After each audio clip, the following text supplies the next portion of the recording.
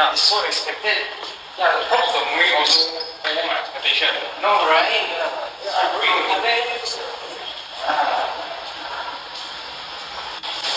Hey, the movies were great. Boss, I need to use my $4 across the way. Hey, what should we eat for dinner? Oh, I heard there's a new Western place that just opened. Yeah, I'm tired of burger now. What about Thai? I heard the restaurant nearby has the best spices. Or maybe we can go to our usual sushi place. Oh, that's great. Let's go. Okay. Hey, do you know this restaurant is not today? 不好意思，请问这里怎样去啊？ Oh, sorry, I don't speak Chinese. I want to ask how to go to this place. Oh yeah, just go straight and take a next right. Oh, thank you. So, sushi? Yes, it's good. Alright, let's go. Globalization has brought people from all over the world together. Books, magazines, the internet, social media, these are all the things that connects East and West together. A good thing, isn't it? But there are complications. Amongst the effects of globalization is westernization, which is our topic for today. As what is presented in the video, teenagers nowadays are more prone to Western food, Western movies, and even prefer English over their own mother tongue. This has become a common phenomenon amongst the Eastern societies. While pursuing personal interests is very personal, but certain practices from Western contradicts with Eastern practices, causing teenagers to turn their back on their own cultural roots. Concerningly, westernization has also resulted in changes in Eastern systems. So, what could be the effects in the long run?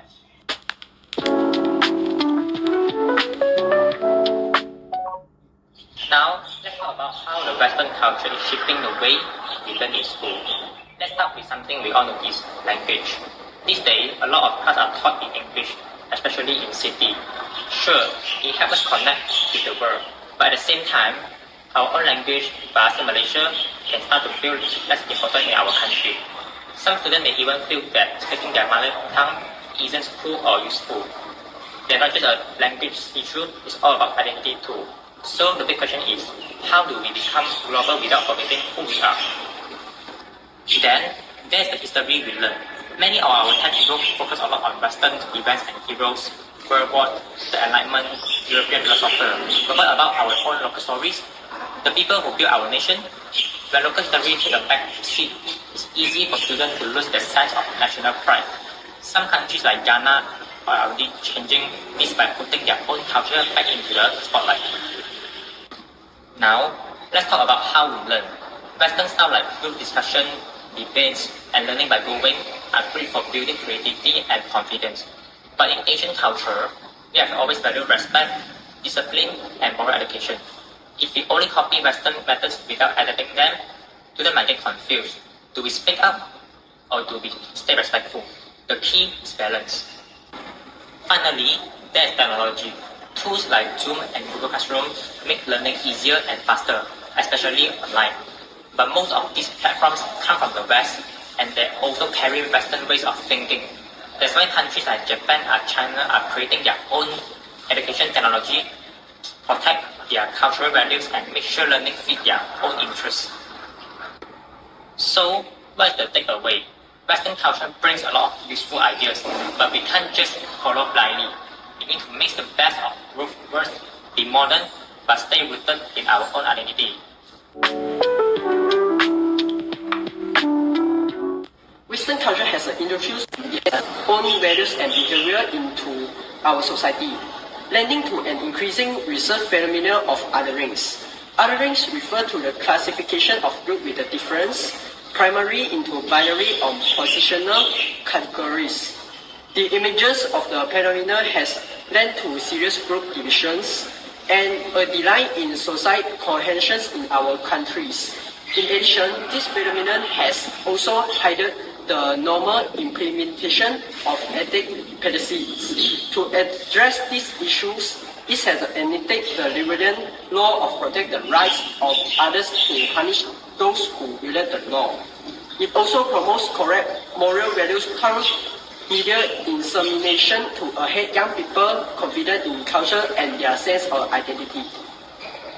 Next one, let us talk about the collectivism, which emphasizes group consensus and national interests over individualism, has traditionally been key to maintain society unity in our country. However, Western influence introduced individualism, weakening collectivity value and reducing the interethnic communication, thus harming society harmony. In response, the government established the Ministry of the National Unity in 1974 to counter individualism and promote the national cohesion. While this is the trend, unity challenge still remain. Then, the erosion of the Western country led to the marginalization of our traditional moral value. Western legal system gradually replaced our own, removing moral principles from the law and causing people to forget the traditional values. Our economic shift to the profit-driven model and many young now building follow the Western country and without any understanding it.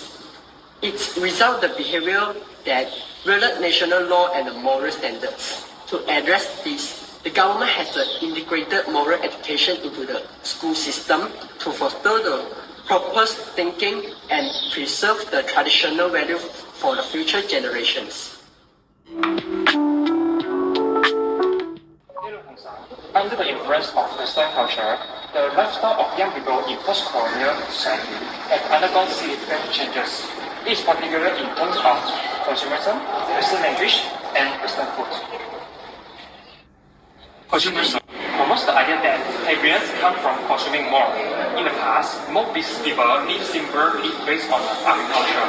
However, under the influence of Western media and capitalism, young people now prefer brand products such as iPhone, Starbucks. Social media platforms like TikTok have further exacerbated in this trend. Traditional rituals such as truth and humility are being replaced by the material desires and vanities. Now, what's your opinion in Western food and language? Overuse of Western language causing some Eastern countries lose their language and traditions. Like Singapore's bilingual policy has weakened native language. India and Vietnam see fewer people using their mother tongue. This loss hurts cultural identity. India struggles to understand its classical text. Japan and South Korea see traditional arts fade. To fight this, Eastern countries take actions like China has laws to protect their own language. Malaysia promotes Malay on digital platforms. These efforts show how language isn't just for communication. It's tied to culture, power, and economy. Also, the Western food replaced the Eastern cooking. In Korea, fewer young Koreans make kimchi. Government try to protect local food culture, like China, restricting fast food near school. But also contradictions exist as Singapore promotes its local culture while welcoming global change. Great mix like Taiwan bubble tea and India's spicy McDonald's burger show how global and local taste can blend.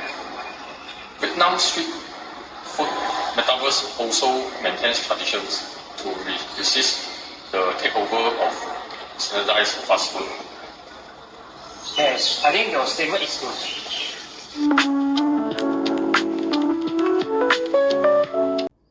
Your cultural identity is what gives you a sense of belonging to your culture.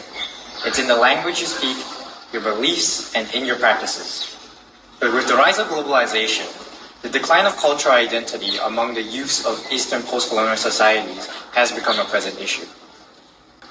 One factor contributing to this is cultural homogenization, where a local culture gets overshadowed by more dominant ones, like Western culture.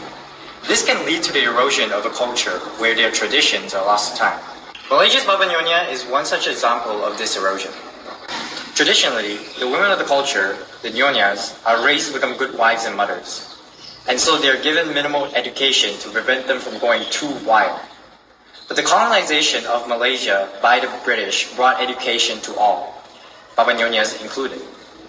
This caused many ñoñas to fail to uphold their traditional practices. Another example of this is the loss of traditional handicrafts. Many young people fail to see the value of traditional craftsmanship, as they take a lot of time and effort to master, but are economically unviable, as markets prefer mass-producible industrial-made goods. This leads to failure of passing down traditional crafts to future generations. Another factor in the decline of cultural identity is the ever-growing internet and how it contradicts with Eastern philosophies, which usually share an emphasis on interconnectivity and altruism. People don't hold responsibility for their actions on the internet and act rude towards each other. You can see this in places like online games and social media debates, where people like to insult others free of consequences because they're behind the screen. This conflicts with altruistic teachings of Eastern philosophies like Confucianism or Hinduism, where compassion is the main standard of living and everyone needs to be kind to each other. Eastern philosophies also believe in the key to happiness being the letting go of desires. Buddhism claims that suffering comes from clinging on to worldly possessions, while Jainism has the vow of aparigraha, where they avoid actions like hoarding material goods as they are seen as the source of greed, selfishness, and suffering. The fear of missing out, FOMO, is the anxiety that comes when people feel left out of events that their friends participate in. Eastern post-colonial societies must hold on to their traditional values and practices and not lose sight of it in the modern and trendy world in order to preserve their cultural identity. First, although traditionally, children were viewed as a blessing to the family and an important pillar to the economy. Especially in agricultural society, under the influence of Western culture, people have become more focused on personal freedom, financial stability, and career development. As a result, over the past century, many countries, especially in Asia, have experienced a significant decline in birth rate. One key reason for this is the influence of Western culture. Moreover, even though traditional Eastern philosophies like encourage large family, these traditional cultural values are becoming more difficult to uphold under the influence of Western ideas like individualism. This Western idea emphasizes personal happiness over family responsibilities, leading more people to choose not to have children. So, we need to find a balance between different cultural definitions to maintain a country's own cultural norms and ideas. Last, from economic perspective, the cost of raising children has risen along with the time, especially the cost of modern education. According to LPPKN data, rising education costs and family financial conditions are key factors influencing people's decision to have less children. The influence the society is moving from quantity to quality. People no longer pursue having more children, but instead provide the best upbringing condition to favor children. To conclude, Westernization has brought unintended outcomes. This includes affecting the educational system, moral perception of people, lifestyle, identity awareness, and also low growth rate.